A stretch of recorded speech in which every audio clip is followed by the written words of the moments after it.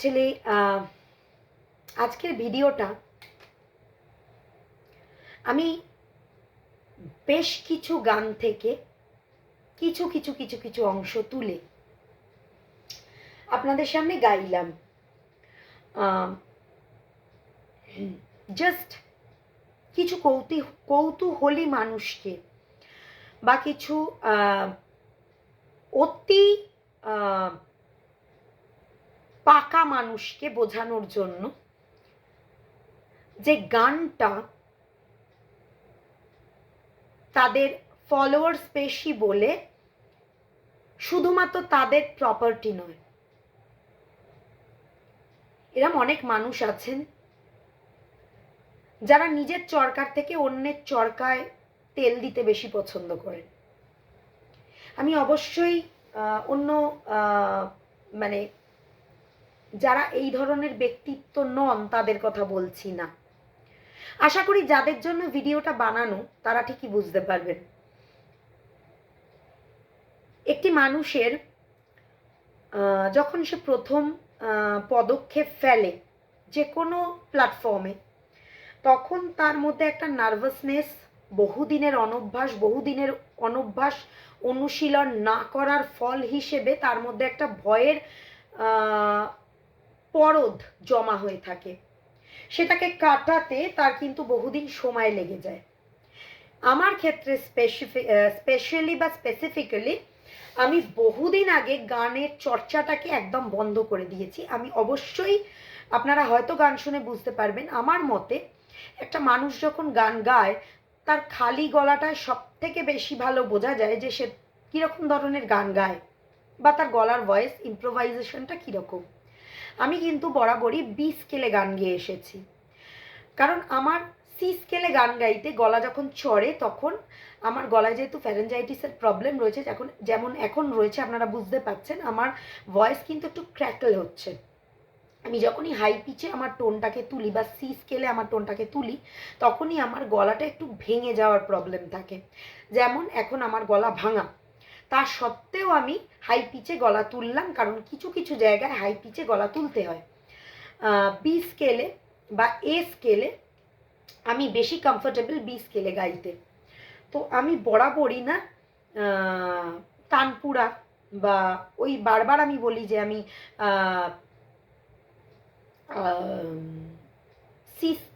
B স্কেলে যেহেতু গান গাই, একটা সাকে ধরে আমি টোটাল গানটা গাওয়ার চেষ্টা করি যেরকম আমার গুরু আমাকে শিখিয়েছেন, বা তানপুরা বা তবলা সঙ্গতে আমি আগে গাইতাম। তো যেহেতু আমার ওই ধরনের বেস, তো আমি না ওই হারমোনিয়াম বাজিয়ে টোটাল গান বা ঢোল বা করতাল বা এই ধরনের কোনো ইনস্ট্রুমেন্ট বা ফোক সং এই ধরনের কোনো বা মিউজিক্যাল ইনস্ট্রুমেন্ট বিভিন্ন রকমের সহযোগে আমি গান গাই না। তো সেক্ষেত্রে কি হয়, আমার যেহেতু মাঝে মাঝে আমি কোনোদিন ক্যারিওকেতে গান গাইনি, এবং যারা গান তারা জানবেন যে ক্যারিওকেতে একটা টোনে সেট করা থাকে। আপনি যখন নিজে ইনস্ট্রুমেন্ট বাজিয়ে বা কেউ ইনস্ট্রুমেন্ট বাজাচ্ছে আপনি গান গাইছেন, তখন আপনার পক্ষে গান গাওয়াটা অনেক সহজ হয়ে যায়, কারণ তিনি আপনার স্কেলে বাজান। কিন্তু আপনি যখন ক্যারিওকেতে গাইবেন তখন আপনি ওর সাথে ম্যাচ আপ করতে আপনার প্রবলেম হবে, খুব যদি অনুশীলন না থাকে। এবং আমি যেহেতু খুব ভেরি ফার্স্ট টাইম গানগুলো গাই উইদাউট লিরিক্স জেনে, আমার যেহেতু লিরিক্স একদম মুখস্থ থাকে না, এখন বুঝতেই পারলেন আপনারা।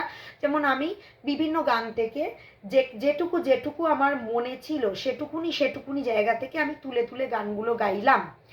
আমার উদ্দেশ্য একটাই, বোঝানো যে যারা গান জানেন বা যারা ক্লাসিক্যাল শিল্পী, যারা ক্লাসিক্যাল সং, ডান্স, বিভিন্ন রকমের আবৃত্তিকার সব কিছুর সঙ্গে যুক্ত, বা যারা লেখালেখির সঙ্গে যুক্ত, তারা কিন্তু সমস্ত বিষয়ে গান গাইতে, নৃত্য দেখাতে বা আঁকতে সব কিছুতেই সক্ষম। তারা যদি চান, এটা কিন্তু তাদের কাছে এমন কিছু বিরাট ব্যারিয়ার হয়ে দাঁড়ায় না।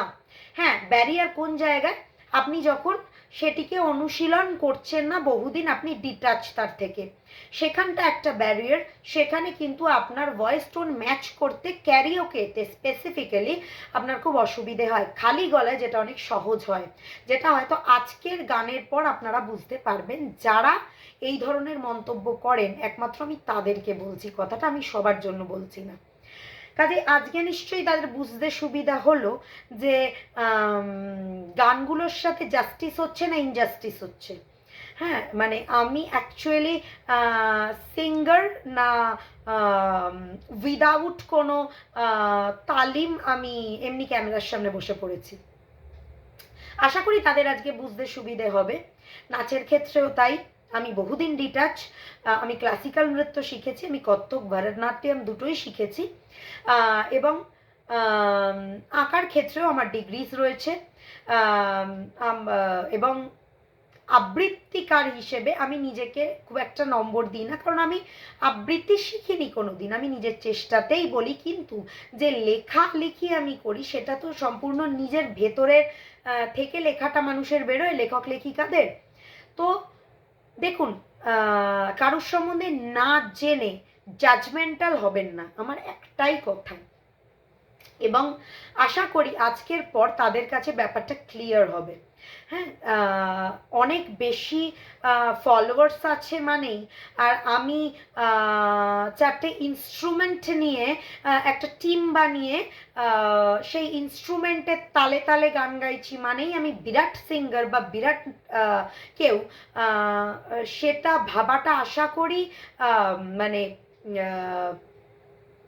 কি বলবো, উচিত না। মানে আশা করি বলাটা ভুল হলো হয়তো আমার, সেটা ভাবাটা উচিত না। আর কারুর চ্যানেল সে প্রথম শুরু করেছে বা তার চ্যানেলে কম ফলোয়ার্স বা কম সাবস্ক্রাইবার্স মানেই, বা দুটো গানে তার গলা ক্র্যাকেল হয়েছে মানে, বা ক্যারিওকেতে তার ভয়েসটা ফিট বসেনি মানে সে গান জানে না, বা সে গানের সাথে ইনজাস্টিস করছে, বা সে গান শেখেনি, তার মধ্যে সুর লয় তাল কিছু নেই, তাদের গলায় অসুর রয়েছে সুরের বদলে, এটা ভাবাটা প্লিজ বন্ধ করুন। হ্যাঁ, আমার সেই জন্যই সেই ধরনের মেন্টালিটি যারা পোষণ করেন বা এই ধরনের মেন্টালিটি পোষণ করে পুরো কবিতা, পুরো ভিডিও, পুরো গান, গানের পরে মানুষ কি কথা বলে সেই কথাগুলো না শুনে জাজমেন্টাল হবেন না প্লিজ। আমার অনুরোধ রইল পুরো ভিডিওটা দেখবেন, আমি কি বলছি গানের পর কথাগুলো শুনবেন, গানটা পুরো খালি গলায় ভয়েস ইম্প্রোভাইজেশনটা শুনবেন। আপনাদের যদি মনে হয় যে কোনো জায়গায় সুরটা ঠিকঠাক বসেনি সেটা অবশ্যই কমেন্টসে জানাবেন, কিন্তু পুরো জিনিসটা না শুনে উল্টো পাল্টা কমেন্টস বা উল্টো পাল্টা কথা বলা থেকে দয়া করে বিরত থাকবেন। এটা আমার আপনাদের কাছে একান্ত অনুরোধ বা একান্ত কি বলবো, ইচ্ছা প্রকাশ বলতে পারেন। কারণ কি বলুন তো, আমরা যারা শিল্পী বিভিন্ন আমাদের কলা বিভাগে আমরা বিভিন্ন ক্ষেত্রে যারা শিল্পী, যেমন আমার অনেকগুলো ফিল্ডে আমি কাজ করি, তো তাদের না যারা মানে প্রপার শিখেছে জিনিসগুলো, তাদের না একটুখানি কানে শুনতে না বা কানে কথাগুলো খুব বাজে, যেমন দেখবেন ভুলভাল উচ্চারণ করলে মানুষের কানে কথাগুলো বাজে। তো আমাদের শিল্পীদেরও মানে আমরা যারা রীতিমতো একটা সময় চর্চা করেছি, শিখেছি, না শিখে গান গাইতে বসিনি বা নাচতে যাইনি বা পেন্টিং বলুন, আবৃত্তি বলুন, বিভিন্ন ক্ষেত্রে আমরা অনেকের কাছে অনেক রকমের প্রথম দিকে তো অনেক কথাই শুনতে হয়, যতক্ষণ না দেখবেন একটা মানুষের কি বলবো, গুণের প্রমাণটা সবাই পাচ্ছে, ততক্ষণ না মানুষ মানুষকে অনেক রকমের ঘুরিয়ে পেঁচিয়ে মানে বলে না, কি বলবো, টোন বা পিঞ্চ করতে ছাড়ে না। তো সেই কথাগুলো আমরা যারা প্রকৃত শিল্পী, আমাদের যাদের রীতিমতো খাটনির আমরা ক্রস করে এসেছি, বা আমাদের একটা সময় রীতিমতো এই বিষয়ে চর্চা ছিল, এখন যদিও বা বিভিন্ন সাংসারিক কাজের জন্য আমাদের কিছুটা পিছিয়ে আসতে হয়েছে, এখন আমরা আবার সেটিকে নিয়ে চর্চা করছি, তাদের না বড্ড কানে বাজে কথাগুলো, এবং তাদের সেই পিনগুলো বড্ড গায়ে বেশি জোরে ফোটে। কাজেই আমার অনুরোধ রইল, পুরো ভিডিওটা দেখবেন, পুরো ভিডিওটা শুনবেন, আমার কথাগুলো শুনবেন, তারপর আপনাদের কি মতামত অবশ্যই জানাবেন, এবং এই টাইপের যাদের মেন্টালিটি, আমি একমাত্র তাদেরকেই কথাগুলো বলছি, অন্য কাউকে নয়। কাজেই আমি আশা রাখবো অন্য কেউ কথাগুলো গায়ে মাখবেন না। আমি তাদেরকেই বলছি যারা না বুঝে উল্টোপাল্টা হাফ শুনে কমেন্টস করেন, বা হাফ দেখে ভিডিও কমেন্টস করেন। আজকের জন্য টাটা। আমি এই ভিডিওটা এই সপ্তাহে মঙ্গলবার ছাড়বো। কারণটা ওই যে বললাম আপনাদেরকে, বড় জোরে পিনটা ফুটলে গা থেকে রক্তক্ষরণ হয়, তো যেটা ইনভিজিবল, দেখা যায় না, আমাদের ভেতরে হয় রক্তক্ষরণটা। তো সেই জন্য তার মেডিসিনাল পারপাসে, মেডিসিনাল ভ্যালু দেওয়ার জন্য আমার এই ভিডিওটা বানানো। আজকের জন্য ধন্যবাদ, অসংখ্য ধন্যবাদ আমাকে আমার ভিডিওটি পুরো শোনার জন্য, এবং আমাকে এতটা সাপোর্ট করার জন্য। টাটা।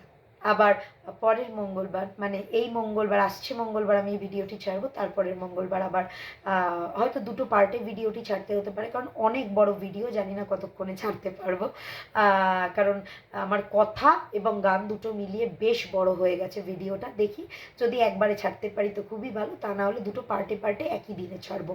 Thank you. আমার অনুরোধ রইল, আমার গানটিও যেমন শুনবেন, আমার কথাগুলিও শুনবেন, এবং তারপর আপনাদের কোনো কমেন্টস থাকলে, বক্তব্য থাকলে অবশ্যই জানাবেন আমাকে। আপনাদের বক্তব্য আমার কাছে প্রেশাস, কিন্তু যারা না জেনে শুনে এই ধরনের বক্তব্য পেশ করেন, তারা একটুখানি মাইন্ডফুল হয়ে কথাগুলো ভেবে চিনতে তারপর কমেন্টসটা লিখবেন। Thank you.